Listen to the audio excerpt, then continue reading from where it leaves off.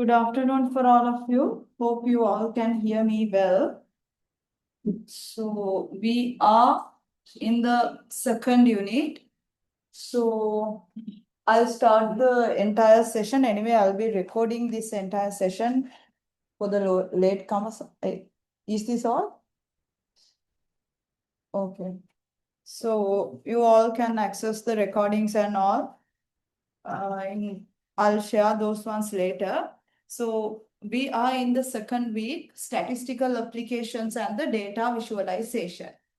Did you all receive the last week theory note and the practical note, the slide sets? Mr. Madhusham told me that he has already shared. Share कर लेते हो ओगलो काउडुत बाला නැතුව ඇති අනිවාර්යෙන්. Okay, so let's move to the session then. Learning outcomes, what are the things that we are going to learn today? As the first point, we will be learning about the foundations, understand the critical role of statistics in data-driven decision making. And also when it comes to data types, what are the data types that we have? What are the categories that we have? Qualitative data, quantitative data, what are the structures that we should know accurately? And also we will be learning about the descriptive parts, summarize all these data sets using central tendency measurements, and also some dispersion metrics, that's also there. And finally, we will be doing some visualizations as well. So these are the topics that we are going to cover as theories today. So in the first part, the role of statistics in business analytics. The entire course module name is business analytics, but though it's business analytics, we already talk about last week also, we talk about 4 stages in business analytics are prescriptive, descriptive, prediction, and all these 4 stages. So likewise, today in the first part, we will be discussing the role of statistics in business analytics. So when it comes to the role of statistics, why we use the statistics in business analytics? The reason is actually why numbers are the backbone of modern enterprise strategy. You already know in today's companies, in everywhere, in all of these industries, we are using data. Based on data only, we are deriving all this information and everything. So remember to analyze all these ones. That's what we do in business analytics as well. That's why we are using the entire statistics to numerically analyze. So that's what we do with this business analytics. The backbone of decision making. Yes, now we already know what we do here is we are making all these decisions. What we do, we are normally making all these insights and also some decisions. That's what we do. So here, remember, we have 2 parts.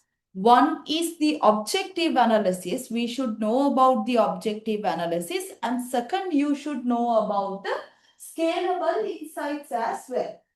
What do we mean by the objective analysis, and also what do we mean by the scalable insights? So when it comes to objective analysis, statistics provides a framework to move away from gut feelings toward evidence-based strategies. So it allows businesses to quantify uncertainty and risks. So with the data itself, once we analyze all these data with some statistical techniques, what we can do, it will allow, we will get all these outputs or maybe final results. So this all setup will allow all these businesses to quantify the uncertainty. Maybe sometimes if we take an example, a bookshop, if we can find it out earlier whether we are going on a profit or not, then if it's under a risk, we can take some actions to avoid that. That's what we do here in business analytics. So first part is objective analysis and the second part is about the scalable insights. When it comes to scalable insights, in the age of big data, manual inception is impossible.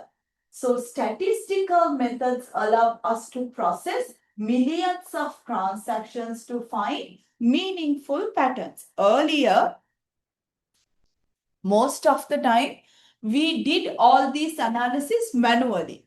We had some Excel files, not only the Excel files actually. Before that also, we were writing everything and calculate each and every maybe profit or maybe some of the sales or counts, everything manual. But now with the big data concepts, we can't go with the manual techniques. So we have to move to digitalized. We have to move for digitalization. And then remember, with all these statistical methods, it will allow us to process millions of transactions. For example, in banks also, for a single second, if we consider the entire world, we are generating a lot of transactions each and every single second. So because of that, it allows, with all these statistical techniques, it allows us to analyze all these ones. So remember, when it comes to the backbone of the decision making, we have objective analysis as well as the scalable insights as well. Now, the core roles of statistics. When it comes to core roles of statistics, I couldn't remember whether I discussed this part last week as well. When it comes to statistics, we have descriptive statistics. And then we have inference statistics. These are the two separate categories what we have. For the descriptive statistics, what do we have? That is mainly, in that case, we mainly focus about the visualization. We can use some charts. We are describing our entire data set. But in inferences, what we do normally, in inferences, there we are taking some decisions, or we might sometimes based on some assumptions, and with the help of all these analysis, we will conclude or we are having decisions. So these are the two separate things that we have, descriptive and the inference. So descriptive statistics is the first part, and then we have the inference statistics. So here for the descriptive statistics, summarizing past data to understand what happened. For example, Q4 revenue reports. And in the inference statistics, using small samples to generalize about the population. We are analyzing the sample. Why we are analyzing the samples? For example, as I told you last week.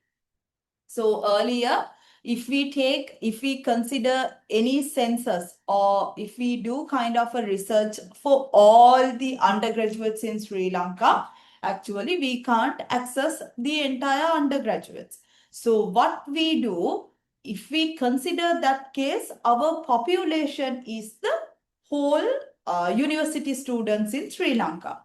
But since we can't access the entire population, what we do, we just take a random sample.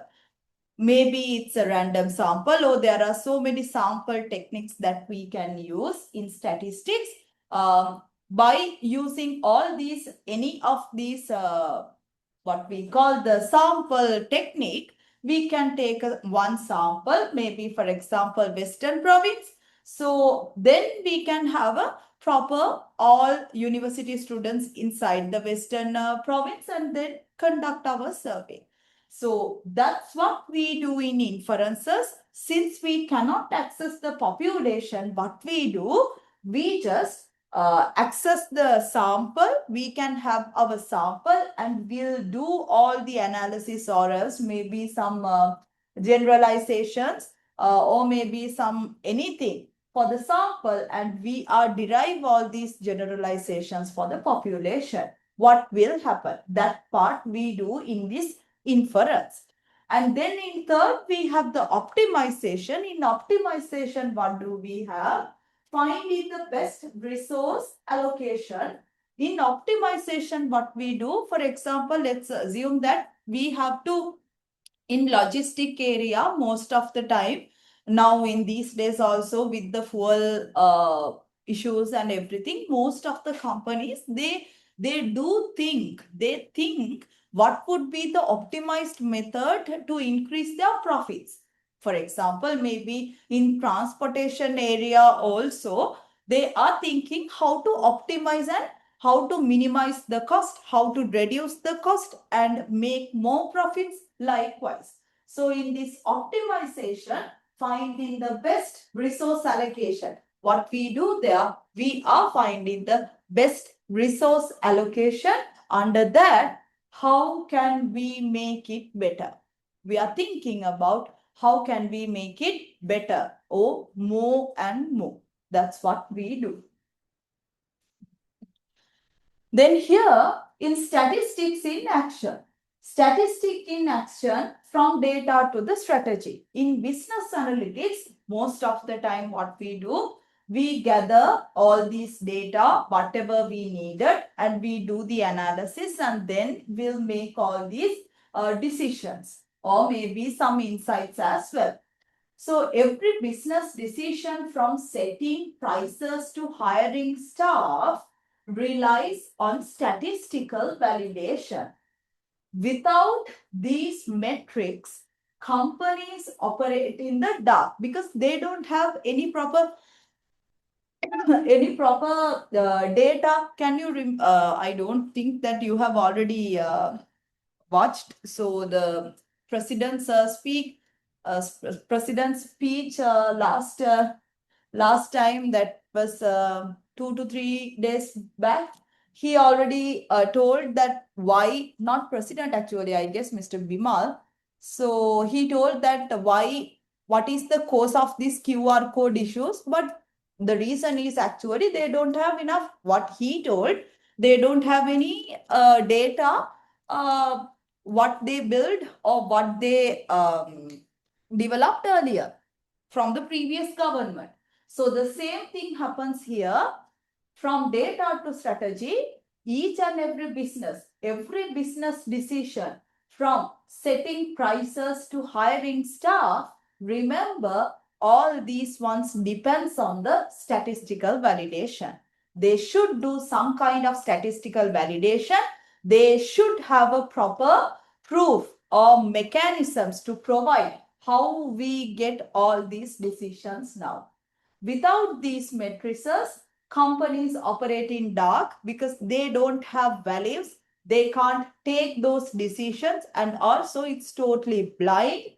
What will happen? Leading to wasted resources and missed so many market opportunities as well. Remember, if they have a proper data to use, or if they have proper data and with a correct mechanism, they can easily find out what are the prior, or maybe it's kind of a risk, non-risk, or maybe if it's a profitable, non-profit kind of things, anything earlier in advance. So that was about the first part. Then we are moving to the second part. In the second part, what do we have? Classification, that means the types of data. In this classification, that means the types of data, what we consider here is identifying your data structure before starting the analysis. We should have a proper, what we call understanding about all these data structures before we are going to analyze the entire data set. Then the first step in analytics. What would be the first step? Before selecting an R package, last week also we started with the R. So before selecting an R package or creating chart, you must classify your variables. First thing that you should do, you must classify the entire data set or the variables what you have. So this determines which statistical tests are valid. Remember, when it comes to data, we have two separate data types. One is qualitative data, the other one is the quantitative data. I don't think that it will work. Yeah, it's formulated.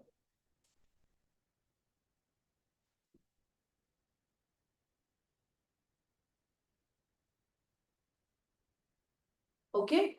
That's fine. So here for the, what are the two separate types of data? One is qualitative. The other one is quantitative.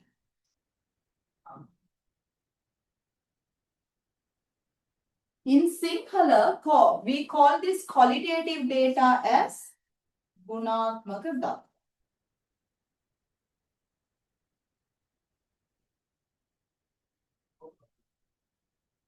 For this quantitative data, we call them as Pramanatmaka data.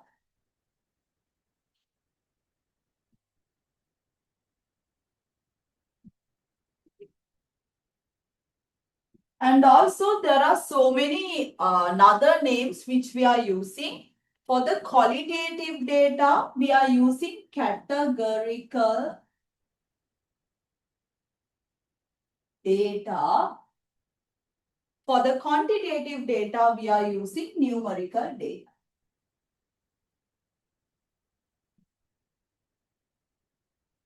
And also for the qualitative data, we are using another name, that is non-numerical data. These are the all two data types that we have, all two categories, main categories that we have in statistics, qualitative data as well as the quantitative data. So for this qualitative data, what we have is most of the time the labels and the categories that we have in our data set. And for the quantitative data, the counts or sum or all the measurements what we have, we normally consider as quantitative. Remember, when it comes to categories of data, we have two categories, qualitative data as well as the quantitative data. Now, what will happen here? So, once we have all these categorical data and the numerical data, or numerical data and the non-numerical data, we can divide this qualitative and quantitative data further. If we consider about this qualitative data, again we can have two different parts. One is ordinal data, as I can remember, I already discussed these ones, ordinal data, and the other one is the nominal data. Ordinal data and the nominal data. For ordinal data, we had a proper order. For example, t-shirt size and what else? Education levels. Those are the examples for the ordinal data. But for the nominal data, it's not like that. It's again a qualitative or characteristic data. But we can have some examples like gender, female, male. There's no any order. For the quantitative data, again, we have another two different categories under this. That is ratio and interval. Ratio data and interval data. Ratio data and also we have the interval data. These are the two things that we have. Here what they have done, before they are moving to this ratio and the interval part, again this quantitative data they have categorized into two. What are those? One is discrete data, then the other one is the continuous data. For the discrete data now, those values we can calculate or we can count as numbers. 1, 2, 3, 4, like that. For the continuous data, now, what are the examples? For example, we can have some kilogram measurements because any number, for example, let's assume that our weights, someone can tell that the weight is 50.1. Another person can say 50.12. See, the same value, one person can say it to the one precision correct to first decimal place, or another person can say the same value to correct to two decimal places. So in these kind of examples, those ones are coming under the continuous data. But here for the discrete data, now what we have is for the discrete data, that is for the same 1, 2, 3, 4, 5, 6 like that. Those ones, number of pages in a book, those ones we can't have fraction values or decimal values further. That's what we have. Okay. And then if I move to the next part, see the nominal data and the ordinal data. For the nominal data, there's no natural order, but for the ordinal data, there we have a logical rank. So for the natural order, gender, department name, and the payment method are the examples. And for the ordinal data, we have the education level and the t-shirt size, or else maybe job satisfaction level. These are the examples which we can take. Then for the numerical data, that means for the quantitative data, discrete data, and the continuous data. For discrete data and the continuous data, discrete data means those ones are the countable data. When it comes to countable data, that means what do we have? For the countable data, 1, 2, 3, 4, whatever if we can count number of employees, number of students, all those ones coming under these discrete data sets. And for the continuous data sets now, where we have the decimals, where we have the decimals, and where we have all these fractions, we can consider those ones as continuous data. Then the third part. Third part is descriptive statistics overview. We are moving to the descriptive statistics part. In here, what we mainly focus is simplifying complex data sets into meaningful summaries. We will be analyzing all these ones with the R tool. So before that, we will be talking, or we will be like mainly working with all these data concepts. So here we have the descriptive statistics overview, simplifying complex data sets into meaningful summaries. Now, what are the things that we have? First thing is the mean, and second we have the median. How do we calculate the mean and the median? Here is the board.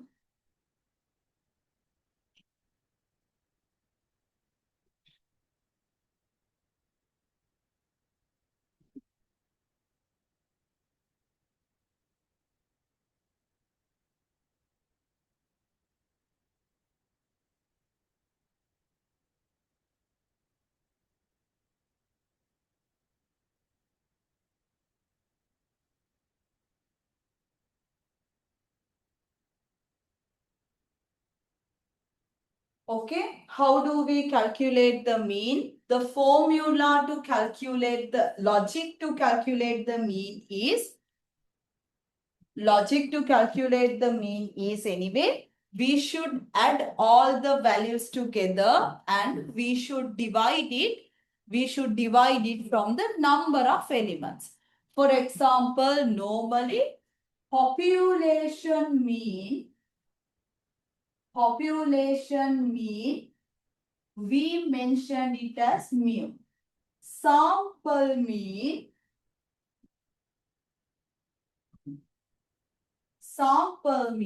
we mentioned it as x bar. So population mean and the sample mean.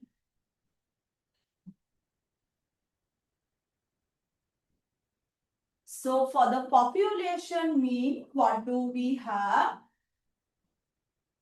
For the population mean or the sample mean, how do we calculate it? That is, mu is equals to sigma x over number of elements. So what we normally do, we are adding all these values together. We are adding all these values together and we are dividing from number of elements. That's what we do. Okay. So this sign is for sigma. Sigma means anyway total. We are adding all these values. We should add all these values together and divide it from the number of elements that we have in the population. The same thing we can calculate it for the sample mean as well. For the sample mean now, how do we calculate it? That is x bar. X bar is equals to again sigma x1 now divided by simple n. We denote this simple n as the sample number of sample elements. Number of elements that we have in the sample. Those are the two separate equations that we can calculate. Population mean as well as the sample mean. Then if we talk about the median, median means the what we called as median, that is our middle value. Median means the middle value. So there we have two separate methods, two different methods to calculate the median. How do we calculate this median? For example, median means middle value.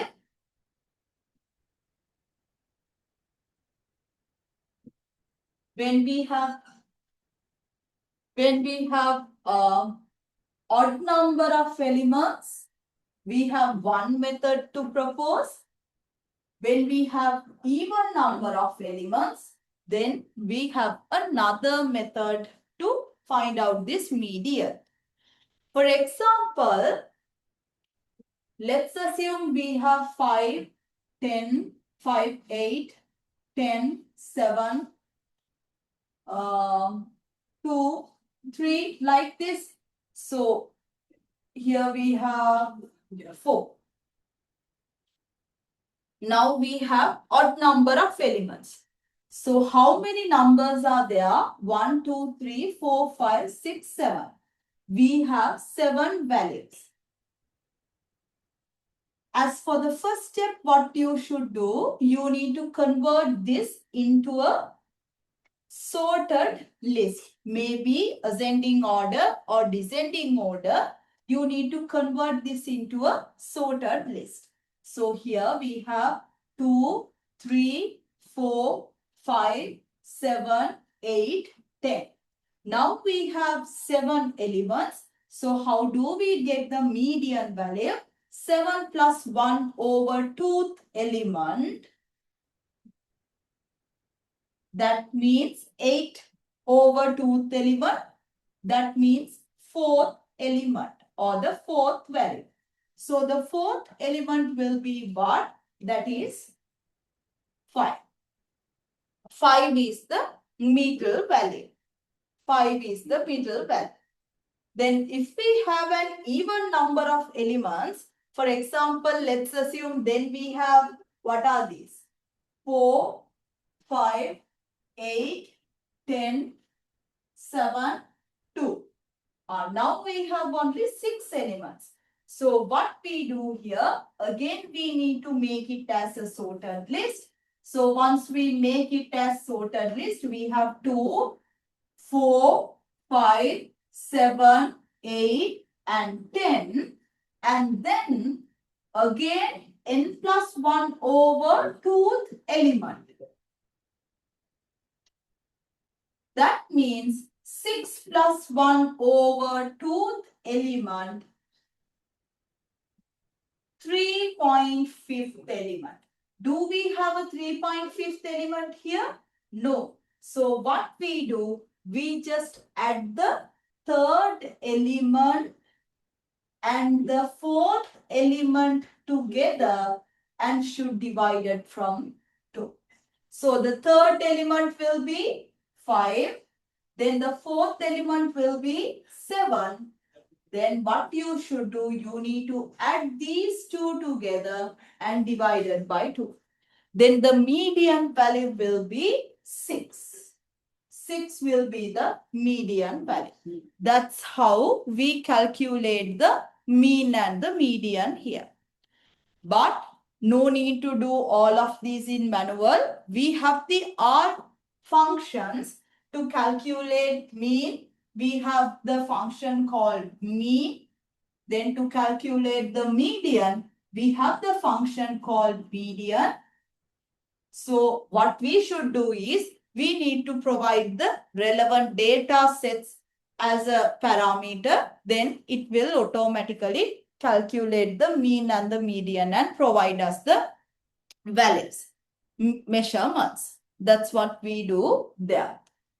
So measures of the central tendency. And then when to use each measure, where we apply this mean, where we calculate this mean, most of the time when we have the data set in a numerical data as a numerical data without extreme values.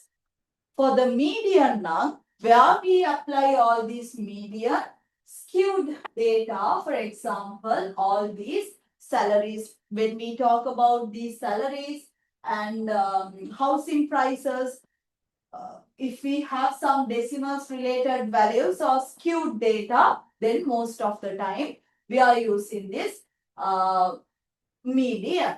Mode means the highest value, highest frequency value.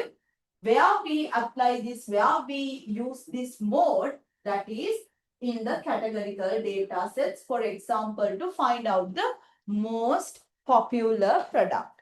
These are the examples that we have when to use each and every measurement. Those ones are related to central tendency measures. No? Then the next set of measurements are measurements of the dispersion. Normally dispersion means what we called as dispersion, that is the the spread of the data set. That's what we called as dispersion. How we calculate this dispersion manually with the equation there, with the given equation. Remember, for population variance, we are using this capital sigma. Then for the sample, sigma squared actually. Then for the sample variance, we are using this capital S squared. Sigma squared and capital S squared. These are sigma squared is for the population variance and for the sample variance, we are using this S squared. Square root of this, what we call the square root of this variance, we can have the standard deviation. There, for the population standard deviation, we are using only this one sigma. And for the sample standard deviation, we are using simple S. That's what we do here. So remember, for the measurements of the dispersion, two data sets can have the same mean. Two data sets can have the same mean, but look completely different. For example, when we draw a histogram, one diagram will have a spread like this. Another diagram will have the spread like this. If you check for the mean, maybe sometimes the mean is equal in both. But with the spread, these two are two different data sets. Completely two different data sets. In this one, the variance or the spread is very high. But here, the spread is very low or the variance is very low. When we calculate the variance, you will get a very least value for that. So the same mean, but we might have two different variances. So two data sets can have the same mean but look completely different. Dispersion tells us how reliable our average is. This dispersion values will explain us actually how reliable our average. When it comes to average, average is a common value which we can use for all of these three: mean, median, and mode. Though we mainly consider the average as mean, but actually it's a common value, common name which we can give it for all these three. So that's what here it says. Range is also coming under measures of dispersion or spread. So how do we calculate the range? We need to subtract the minimum value from the maximum value. And the variance, average, squared deviation. Then for the standard deviation, we have the typical distance from the mean. Standard deviation means for each and every data point, what is the distance from the mean value? That's what we have. Then the next part is the normal distribution. Here also I drew already a normal distribution. By looking at this normal distribution, most of the time, all these normal distribution should have a bell-shaped curve. Bell-shaped curve. So that's why it says here, the bell curve is the foundation of many business models. In a perfectly normal distribution, we call it as it's symmetric. It's symmetric in shape. If the normal distribution is symmetric, the characteristic of that is mean, median, and mode. All these three values are equal. All these three values are equal, mean, median, and mode, if the entire entire data set follows a normal distribution. Now, the mean, median, and the mode, all these three values are equal. If it's symmetric bell-shaped curve. And also, we call this rule as empirical rule. Most of the time, 68 of the data falls within one standard deviation. That means what will happen here? In the middle, we have the mean. In the middle, we have the mean. In this normal distribution, we can divide it like this. Mu minus 1 sigma. Then mu minus 2 sigma. Then mu minus 3 sigma. In this empirical rule, it says here we have mu plus sigma, then we have mu plus 2 sigma, then we have mu plus 3 sigma. Now what they say, 68% of data falls within one standard deviation. Within one standard deviation means this whole part.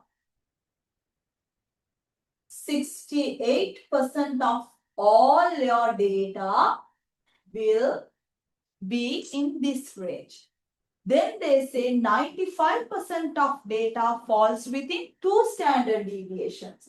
That means from here to here. Two standard deviation. Then the last rule will be 99%. That means this whole region again. 99%. That's what we called it as empirical rule. That's what we called as empirical rule. Normally, this rule should be satisfied if your data set follows a normal distribution. Now we have three separate data sets. When we talk about the skewness, positively skewed, symmetrical, and the negatively skewed. Positively skewed now, tail point to the right, mean is greater than most of the time median, tail points to the right. Then for the symmetrical now it would be like symmetric, and for the negatively skewed now tail points to the left. For example, positively skewed now it would be something like this. Symmetric now it would be something like this. And for the negatively skewed now it would be something like this. Tail points to the left. This is how all these three shapes work. I mean, this one, it should be symmetric. This one, the tail should be a little bit long. Positively skewed, symmetric, and also the negatively skewed. Positively skewed, symmetric, and also the negatively skewed. Okay, before moving to the data visualizations, we'll move to the what? We'll move to the art practicals. Okay, switch on your computers and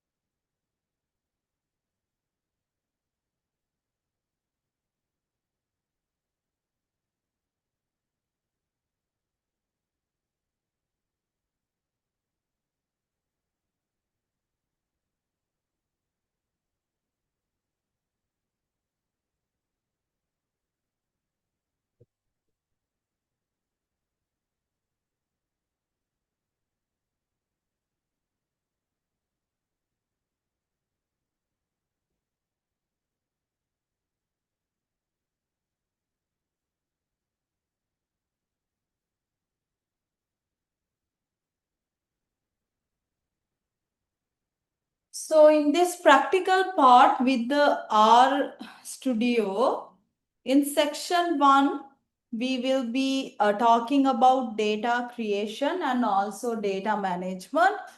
And then in part 2, second part, categorical plots, we will be drawing about the bar charts and the pie charts.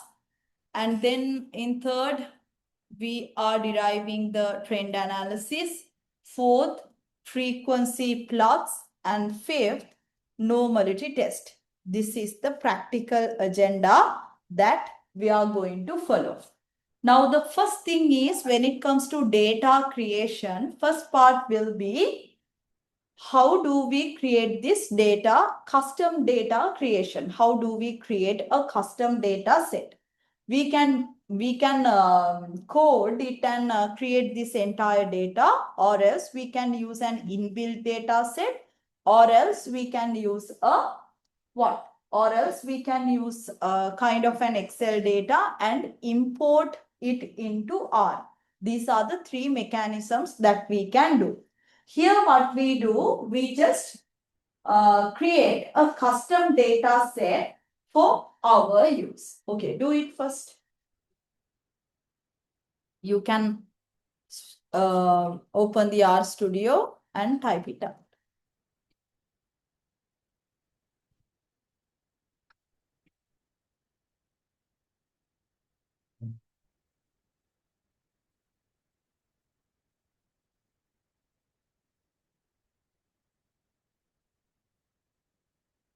So first thing is we are creating those vectors. Last week also I told in R we have vectors. Vectors defined with C. C within bracket. So in the first part it says create individual vectors. We have two vectors, names and the star. When it comes to names, we have sales, HR, IT, and finance. Sales, HR, IT, and finance. Then we have another vector called staff. already assigned these values 15, 8, 22 and 12. Just run it and check whether you get these two vectors on the right top of the right side. Under the variable section, variable or the environment section, whether you were able to get all this data.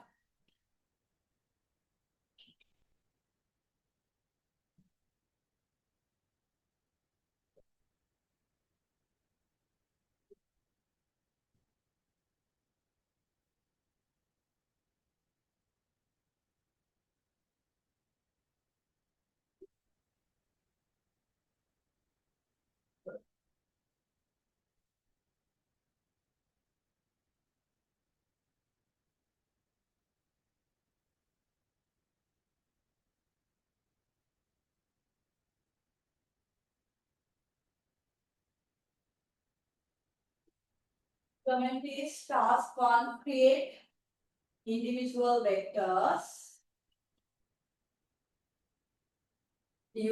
Some people are in the R console.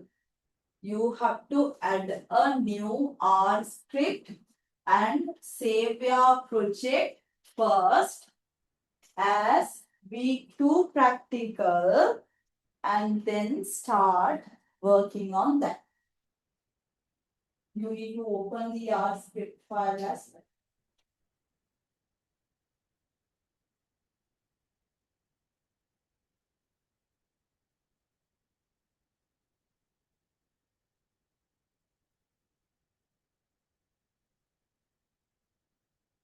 Is it hard to read? Task 1, create individual vectors. It's a comment.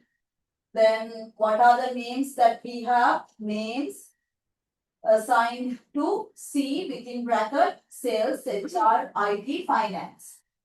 Then the staff, we have another vector, staff, C within bracket, 15, 8, 22, 12.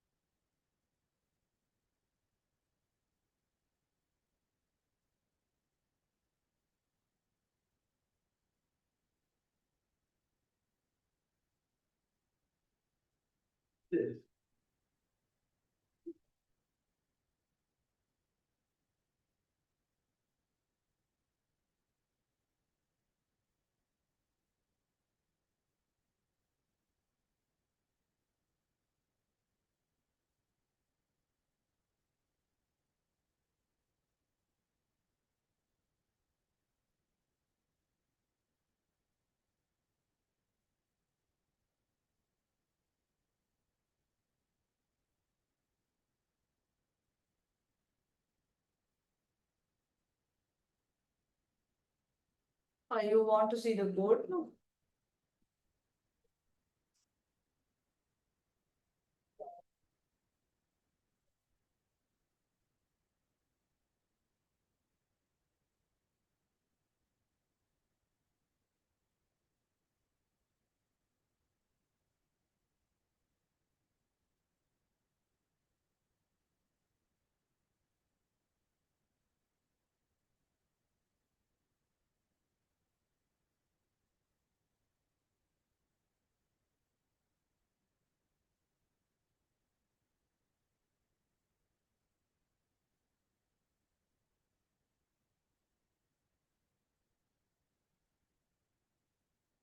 What was the output?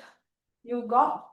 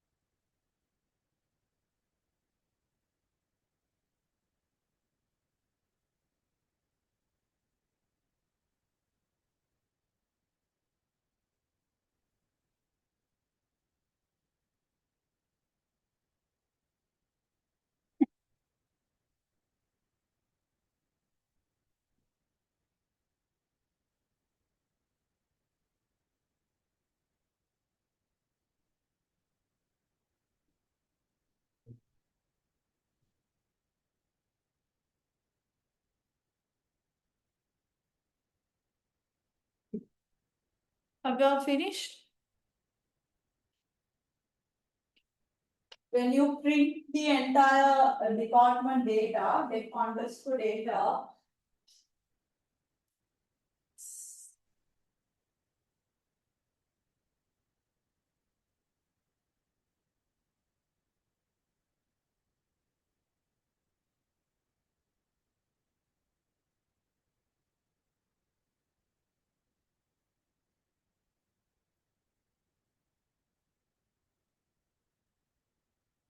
okay? So that's how we find out that's how we normally create a custom data set according to our requirement. So remember, we use this C part, C within bracket function to create vectors and data. And this data frame or a data dot frame to align them into rows and columns. That's why in your console, you have already received a 2D table as the output. So, etanadi data dot frame to align them into rows and columns. This is the foundation of manual data entry in R, the first task. Then we'll move to the second task. The second task is exploring and loading data sets. Now, once you create the data set, what you can do, okay, can you search for a Excel file or data set that you have, I mean, in the internet and download it?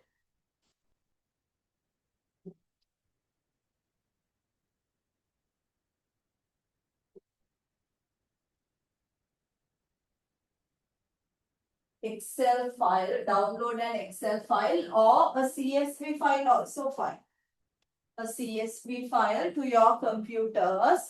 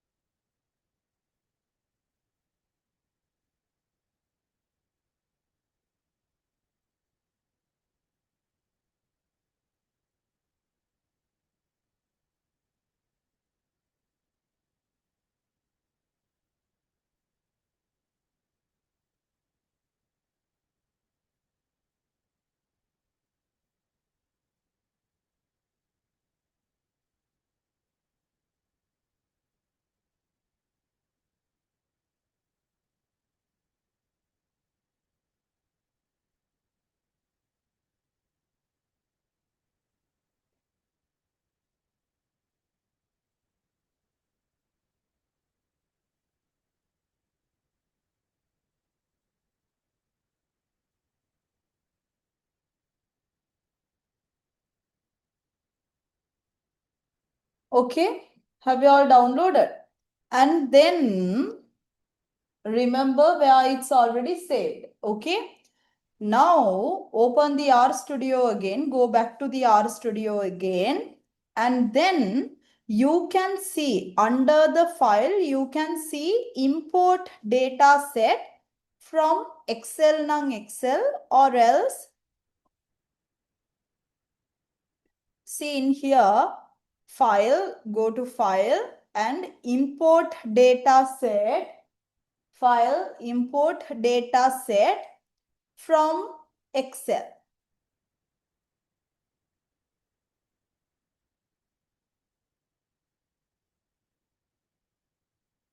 Then it's populate a message saying install the relevant package or something. Then it will automatically install the relevant package here. Okay. And then you can provide the file URL in this location and import it. That's how we do it. Okay. I'll also try to show it. Let me download a file first.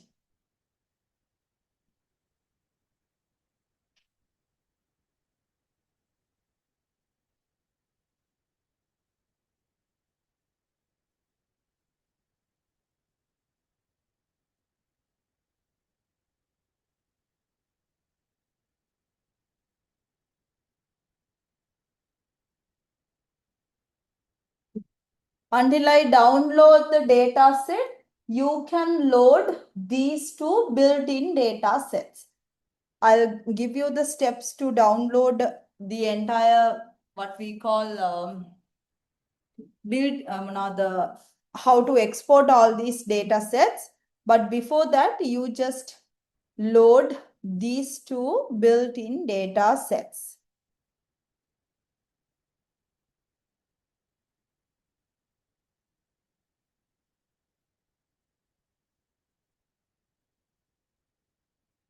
Sales data CSV file download.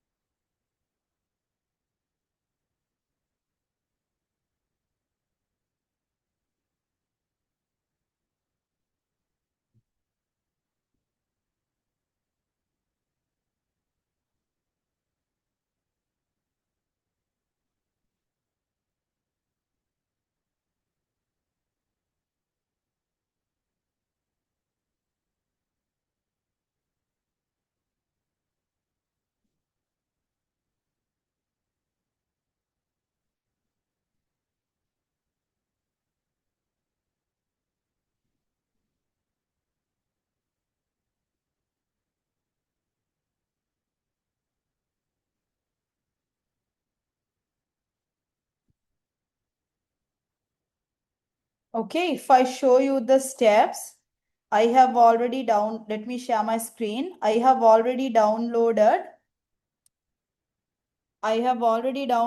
my the downloads wala තියනවා product sales CSV file එකක්. So I'm going to import the data set.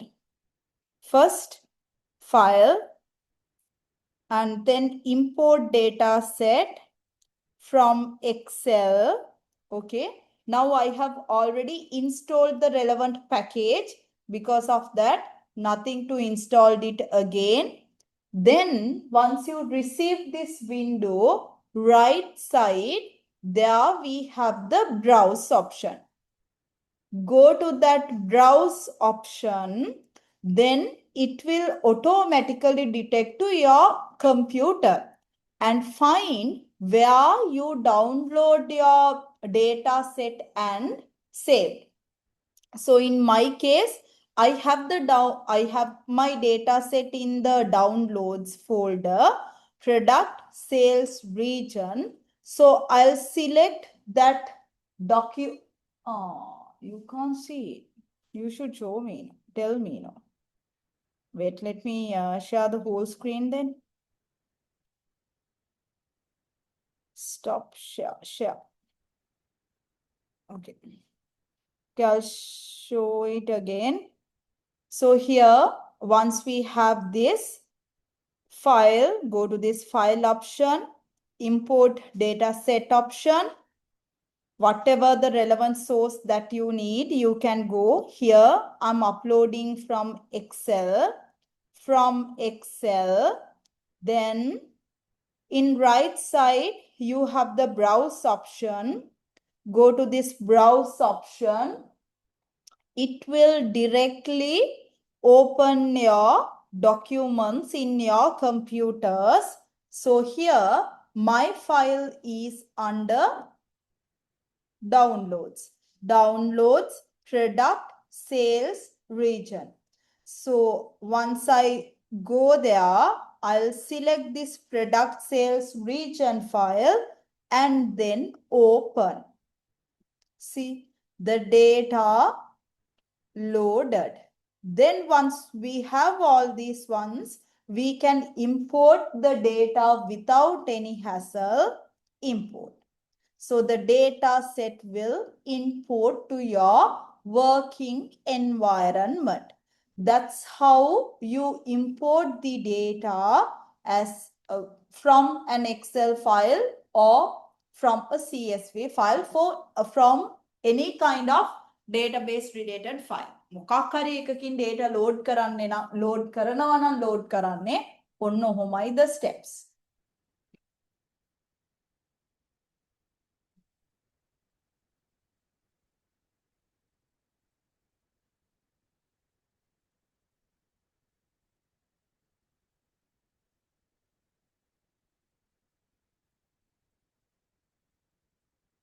Because in your coursework also you may have something like that. ඔයගොල්ලන්ට තියෙනවා එහෙම දීලා තියෙන date එකක් දීලා තියෙන data set එකක් සම්පූර්ණයෙන් ඒ විදියට කරන්නයි තියෙන්නේ.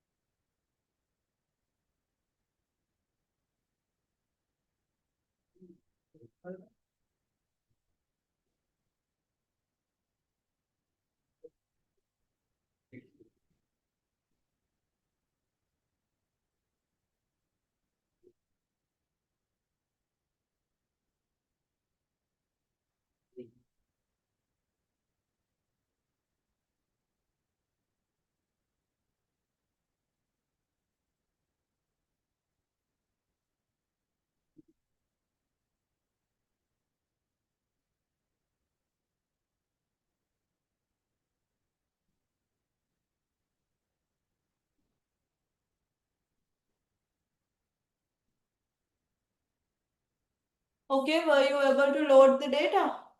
හරි දවුලක් නැද්ද? එහෙනම් ඊළඟ part එකට යමු.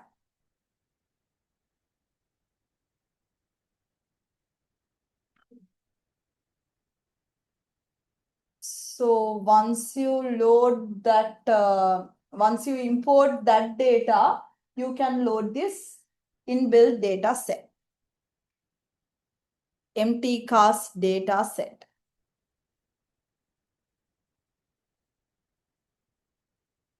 හරි කලින් අපි මේක කළා making මේ යන step එකෙන් නම් what we did earlier, we just write first the data, and also that part also important. Okay, if you have this previous one, what we called as මේ අපි මෙතන කරේ department data වලට එකක්. Now in here, so earlier I showed whatever I have in my computer, how I can import all this. Now here, this is exporting and loading. That means whatever the data we created in our console, we can export it as a CSV. අපිට පුළුවන් ඒක CSV file එකක් විදිහට අපේ computer එකට export කරන්න. Copy this entire data set and run it and check what are the changes you receive, you may get. For this, you need to have the previous code as well. මොකද previous code එකත් ඕනේ. මෙන්න මේ sales data වලින් create කරගත්ත depth underscore data කියලා කියන එක it should be there. After that, what we do, we load this depth data into a CSV file, what we called as department.csv. And then again, we are reading the same data set to the R environment.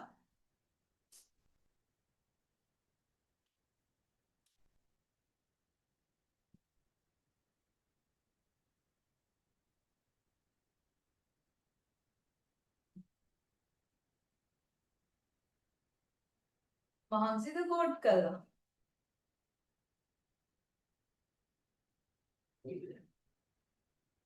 කැමති නම් යන්න පුළුවන්, මම නම් තියාගත්තේ නැහැ.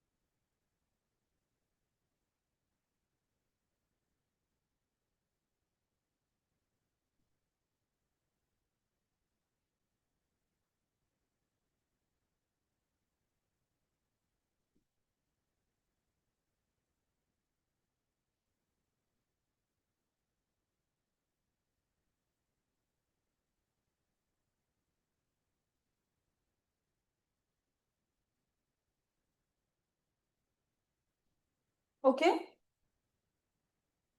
So CSV file එක හැදුනද? Was it created? ඒක create වෙලා ඇත්තේ where it has already created. It has created under the R studio කියලා බලන්න ඔයගොල්ලෝගේ folder එකක් තියෙනවද කියලා. ඒකේ ඇතුලේ data වල තමයි ඕක තියෙන්න ඕනේ. Update හරි data හරි කියලා කියනවා.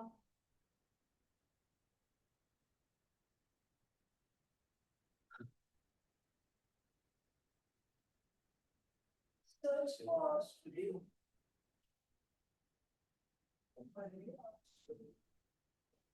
නැත්නම් department CSP කියන එක search කරනවා.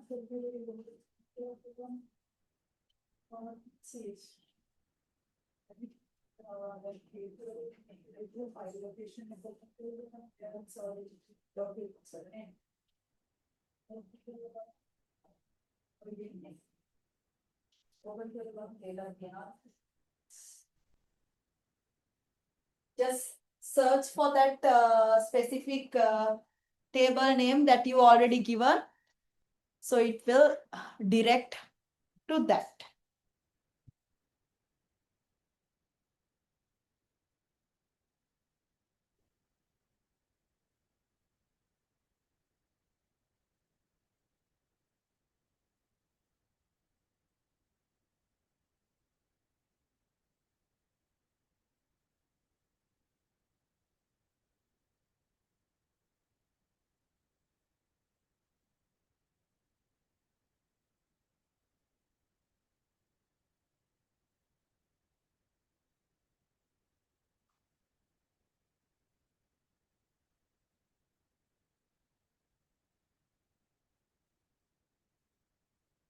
Okay, shall we move to the next part then? So that's already created, and also that is the writing part. That is the writing part. Whatever you created as a data set with this R Studio, you saved it in your computer. From the second line again, you can read that same data set into the R environment. That's the write and read part.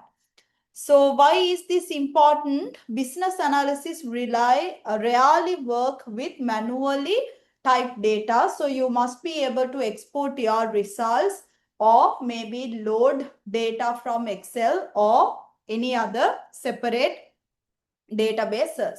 So always set your working directly using, working directory, you have to set it with this set working directory. Set WD, I'll explain that part later. We'll continue with these practicals before importing, so that now we got an issue to find out the relevant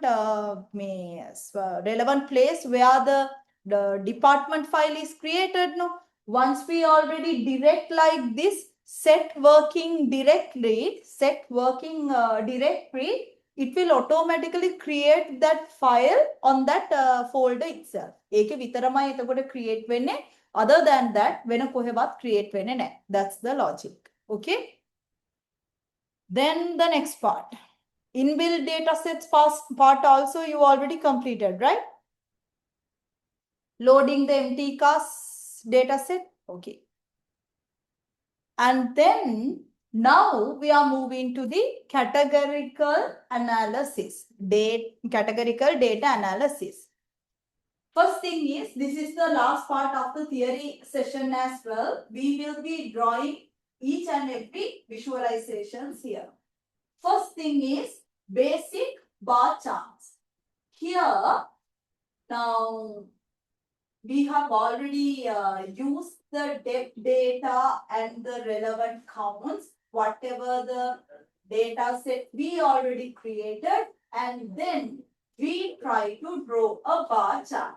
Okay, first draw this with the same data set you have.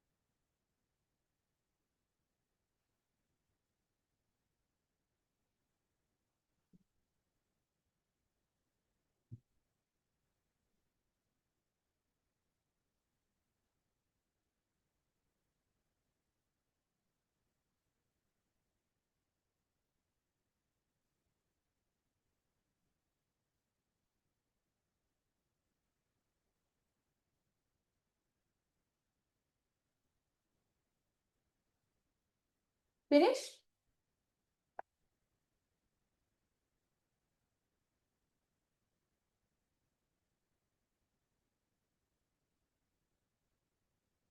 Did you receive the bar chart? Did you receive the bar chart? Okay.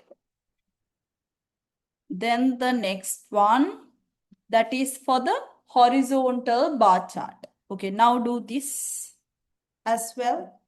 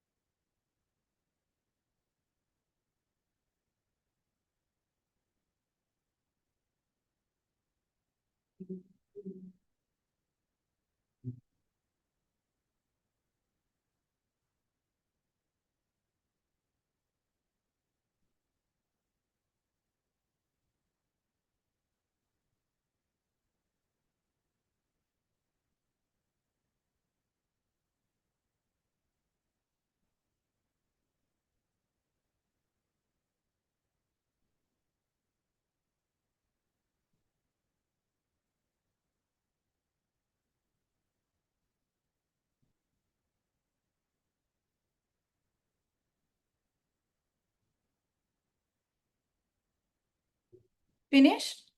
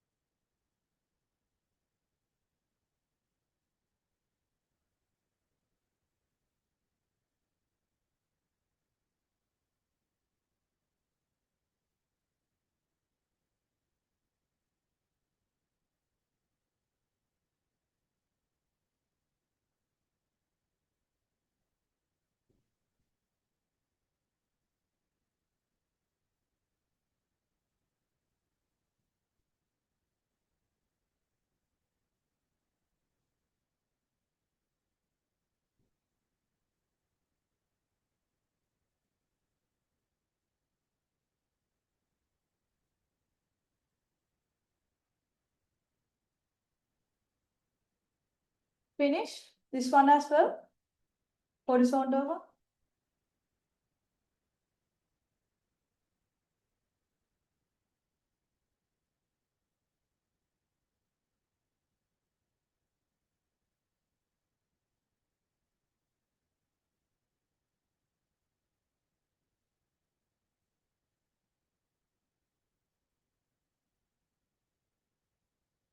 Then for the horizontal bar charts. Next part is the pro professional bar charts.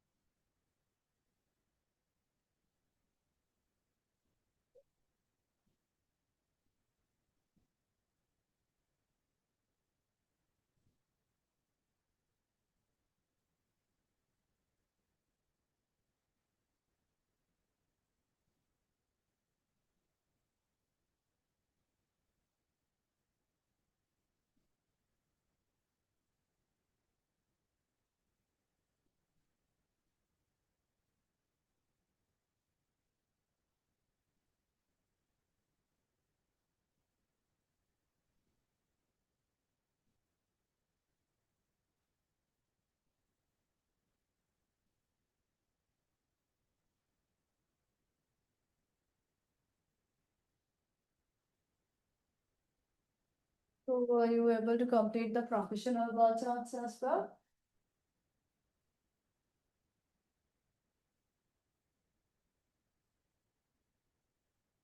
Yeah, copy the previous code and on.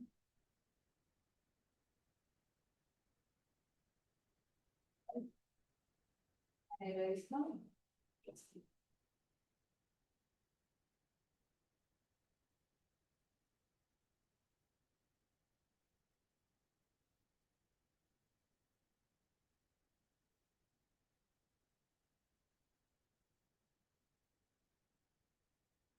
You have to install this GG dot library. उसके खाली इनको थोड़ा library install करे हैं. है यहाँ मतलब ये packages पर लिखेगा GG dot के यहाँ बनाना type बनाना उधर मतलब GG dot के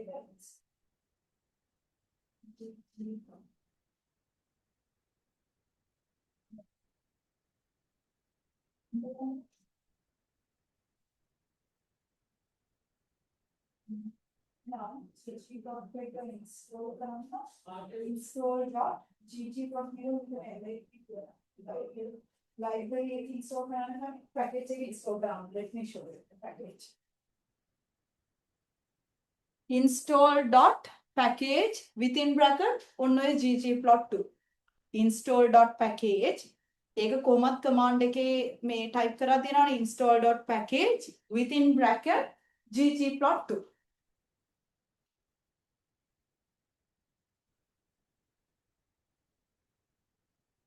install dot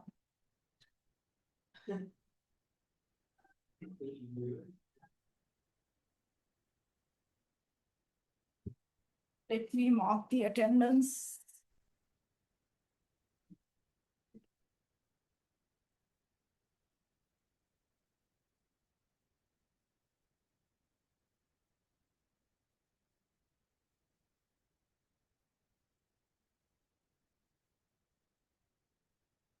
So today is 22nd.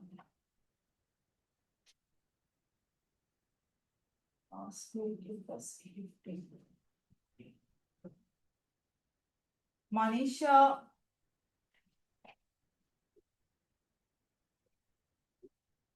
Tell me your name.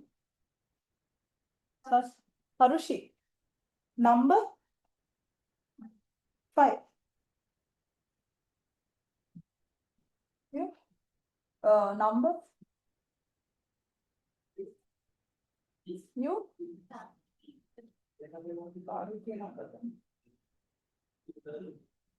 8. 6. 12.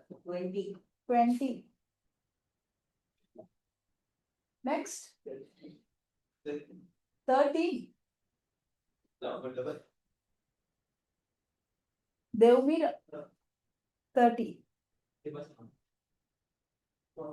Huh? 14. Is it?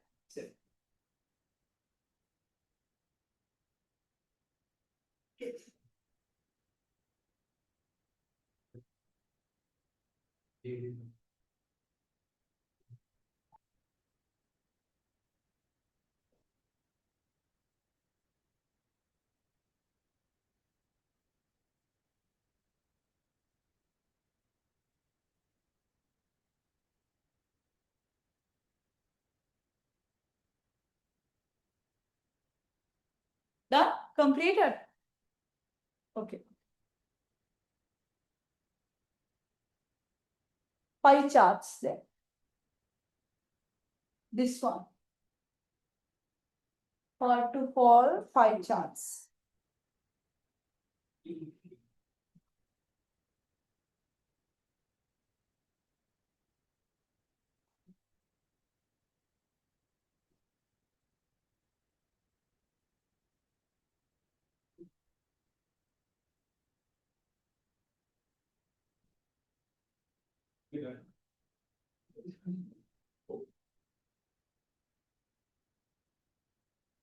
Do you have another lecture around 1:30?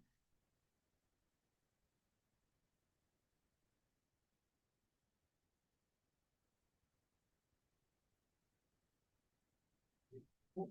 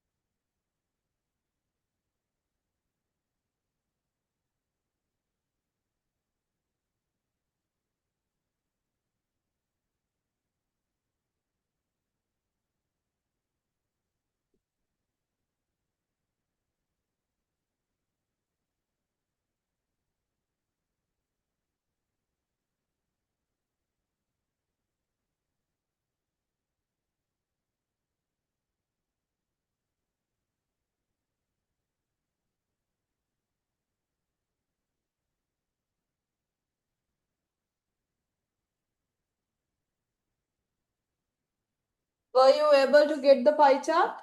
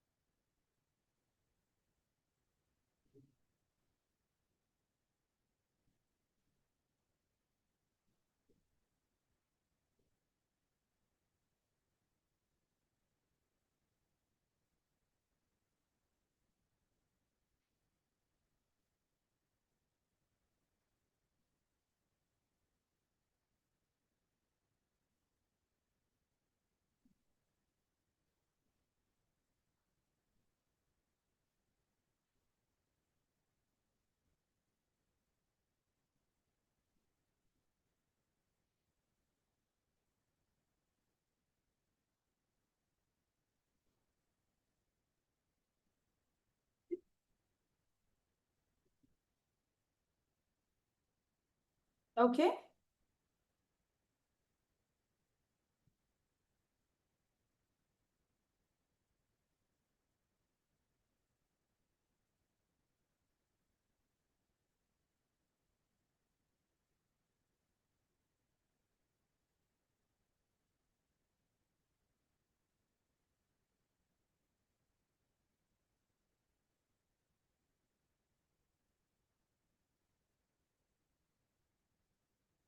Finish?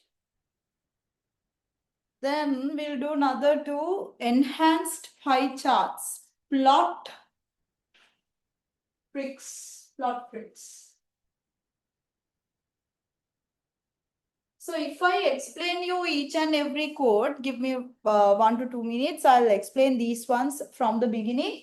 So here for the categorical analysis, what we do with these charts, we populate everything as a categorical data or else as a categorical analysis, categorical data. We use these visualizations to show or interpret all these categorical data. So what we do here, visualizing nominal and ordinal data using bar and pie charts. The first thing what we discussed here, basic bar charts. So how do we read this code? To draw this bar plot, you need to have the method bar plot within bracket. First, the relevant data set name, depth underscore data, and then you need to have the variables count. Okay. And then not only the count, you need to consider the department as well. So these are the two variables that we will be drawing as in our bar chart. Then add colors and labels to change all the colors and labels in this chart. We can change all these values. Color for color sky blue. Main staff count by department. That means the main label or the topic of this chart, and the X label will be the departments. You can change the relevant Y label as well. Then for the horizontal bar chart now, horizontal means vertical and horizontal. Vertical means columns, horizontal means rows. So for the horizontal bar charts, again the same thing, horizontal bar charts, only different is there we have a parameter called horizontal should equals to true. Then we have changed the color code as well as orange. So you will get what? You will get a horizontal bar chart in the orange color.